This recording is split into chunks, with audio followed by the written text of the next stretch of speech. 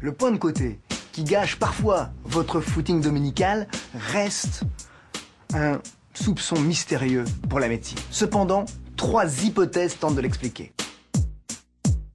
Premièrement, le cœur droit, lorsqu'il fatigue, ne parvient plus à absorber le sang qui vient de l'extrémité inférieure du corps et ce sang s'accumule dans la rate et dans le foie, ça se distend, ça fait mal, d'où l'expression courir comme un dératé. Les dératés n'ont probablement pas de point de côté. Deuxièmement, il s'agit parfois d'un spasme du côlon. Le tube digestif est secoué pendant la course à pied, il manque d'oxygène et parfois il souffre, il se contracte et provoque, à droite comme à gauche, des points de côté. Troisième et dernière hypothèse, il peut s'agir d'une contracture des petits muscles qui rejoignent les côtes entre elles, qu'on appelle les intercostaux. Lorsqu'ils manquent d'oxygène, ils se figent, c'est une rigidité mortuaire localisée, ils sont douloureux et provoquent un point de côté, soit à droite, soit à gauche, en bas du thorax.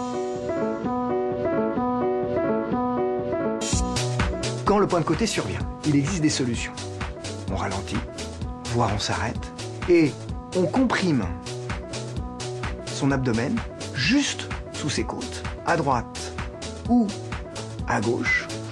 On inspire profondément pour abaisser le diaphragme, le muscle qui sépare le thorax de l'abdomen, pour écraser le foie et la rate, les idées, et absorber le sang vers le thorax et vers le cœur.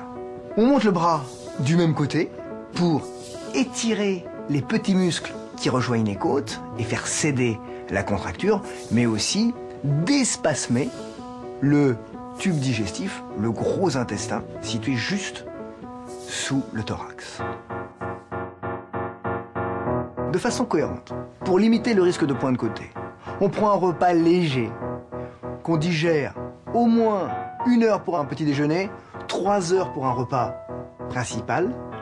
On démarre tranquillement son footing. On évite de dépasser le seuil d'essoufflement pour ne pas surmener son cœur droit. On respire posément, tranquillement. On ne fait pas la locomotive qui impose un véritable stress aux muscles respiratoires.